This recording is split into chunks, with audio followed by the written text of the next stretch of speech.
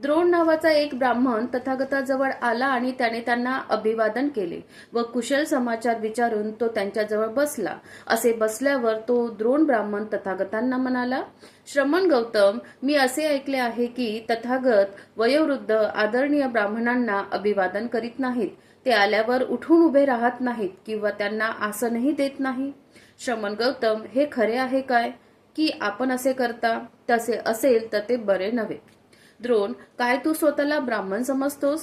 श्रमण गौतम, ब्राह्मणाच्या बाबतीत खरे सांगताना जर असे म्हटले की कुलशीलवान मातापित्यांपासून त्याचा जन्म झाला, पूर्वीच्या 7 पिढ्यापर्यंत त्याचे कुल पवित्र आणि निष्कलंक होते, त्याचा जन्म निर्दोष होता, अभ्यासू, वेदमंत्र, अक्षर आणि प्रभेदासह तिन्ही वेदात तो पारंगत होता, तसेच शब्दशास्त्र, इतिहास, पुराणे, काव्य आणि व्याकरणाचा तो ज्ञाता होता.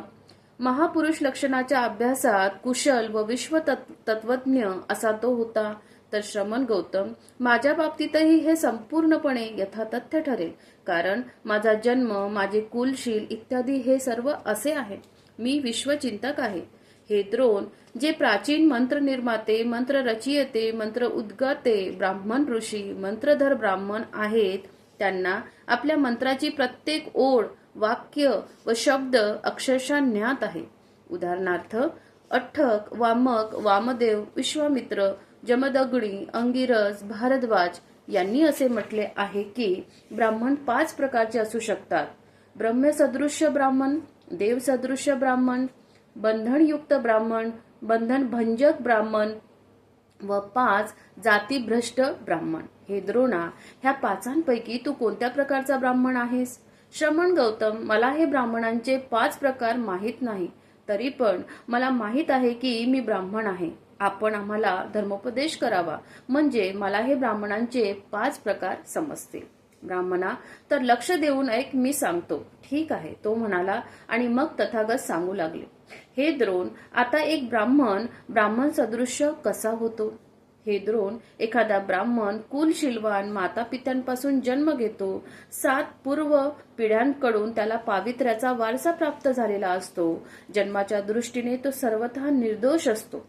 48 वर्षे ब्रह्मचर्याचे तो पालन करतो आणि आचार्यांनी शिक्षण दिल्याबद्दल अधर्मानुसार नव्हे तर धर्मानुसार त्यांची दक्षिणा पूर्ण करण्याबद्दल तो झटतो.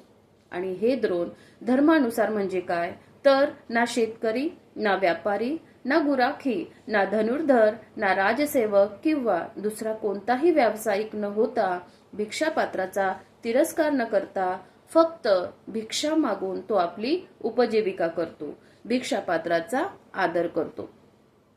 तो आपली गुरुदक्षिणा देऊन टाकतो, मुंडन करतो, काशाय वस्त्र परिधान करतो आणि गृहहीन जीवनासाठी गृहत्याग करतो. आणि असे केल्यावर एका, दुसऱ्या, तिसऱ्या, चौथ्या, ऊर्ध्व व खालची अशा सर्व दिशात मैत्रीयुक्त, दूरगामी, व्यापक तसेच असीमित वृत्तीने आणि घृणा वा द्वेषाविना तो संचार करीत राहतो.